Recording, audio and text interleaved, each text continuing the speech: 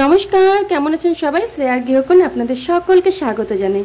বেশ কয়েকদিন আগে বিকেল বেলা আমি আর মিহু দুজনে মিলে কিন্তু চলে গিয়েছিলাম আমাদের এই নতুন ভাড়া বাড়ির থেকে পাশের পাড়াতেই একটা জগন্নাথ দেবের নতুন মন্দির হয়েছে আর সেখানেই চলে গিয়েছিলাম আমি আর মিহু। এই মন্দিরটা হয়েছে 2 বছর মতন হলো, তবে এখানে রথের সময় আমি কোনো সময়ই আসিনি আর এমনি সময় ভিতরে সেইভাবে আসা হয়নি, তাই জন্য মিহুকে নিয়ে টাইম কাটানোর জন্য চলে আসলাম। মন্দিরটা সত্যি বলতে ভীষণই সুন্দর। এটা কিন্তু জগন্নাথ দেবের মাসির বাড়িটা, আর সামনে যে ফটোটা দেখলেন সেটা কিন্তু জগন্নাথ দেবের মন্দিরটা। এই মাসির বাড়ি এখানে করা রয়েছে আর তার ওয়ালে বিভিন্ন রকমের পাথরের কাজ করা রয়েছে। এইগুলো কিন্তু সব পাথরের রাধাকৃষ্ণ, তার সখী, শিব, বিভিন্ন, তারপর গৌর নিতাই, বিভিন্ন ধরনের পশু পাখি, ফুল এইসব আঁকানো রয়েছে। আর এইগুলো দেখে কিন্তু মিহু ভীষণ খুশি। মিহু বলছে, মা ওই দেখো সাপ। ও একটা সাপ দেখতে পেয়েছে, আমিও দেখলাম হ্যাঁ সাপটা অনেক বড়। ওটা দেখে অনেক খুশি হয়েছে। আর এই যে মন্দিরটা, এটা কিন্তু বেশ অনেকটাখানি জায়গা নিয়ে মন্দিরটা বানানো আছে। আর আমি সেটা আগের ভিডিওতে দিয়েছিলাম, কিন্তু সেই ভিডিওটা আমার ডিলিট করতে বাধ্য হয়েছি, কারণ কপিরাইট চলে এসেছে, পাশে গানের সাউন্ড আসছিল সেই কারণে। তো ভিডিওটা আমি পুনরায় আবার দিলাম, কিন্তু আগেরগুলো আমি দিতে পারলাম না, সেগুলো আমার কপিরাইট এসেছে।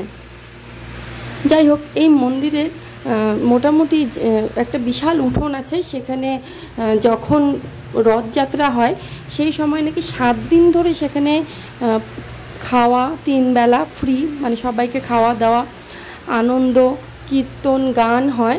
তো সেই সময় আসার এখনও আমার সৌভাগ্য হয়নি। বাবা জগন্নাথ দেব যদি চান অবশ্যই আমি আসব। এই যে পুরো মন্দিরটা আমি বাড়ি ফিরে যাওয়ার আগে আর একবার খুব ভালো করে দেখছিলাম। আর এখানে উপরে আছে জগন্নাথ, সুভদ্রা, বলরাম, তার পাশেই রয়েছে মানে এখানে গৌর নিতাইয়ের দল। আর এটা কিন্তু একটা পুরোটা একটা রথ, আর রথের উপরে রয়েছে ব্রহ্মা, বিষ্ণু, মহেশ্বর। আর এটা কিন্তু মন্দিরের উপরটা, আর ভিতরে রয়েছে জগন্নাথ দেব, বলরাম, সুভদ্রা, তার আশেপাশে রয়েছে বিষ্ণু। আর আরেকটা ঠাকুর আছে, সত্যি সেটা আমি বুঝতে পারিনি কি ঠাকুর, নাম আমি জানি না। আর এটা কিন্তু বড় করে একটা পাথরের গণেশ ঠাকুর বানানো, গণেশ মূর্তি, কিন্তু আলোটা সেইভাবে পড়েনি, তাই জন্য ওটা বোঝা যাচ্ছে না। আর এটা একটা তুলসী মঞ্চ, তুলসী মঞ্চটাও খুব সুন্দর। বাড়ি যাওয়ার আগে আমি আর একবার সুন্দর করে দেখে নিয়েছিলাম।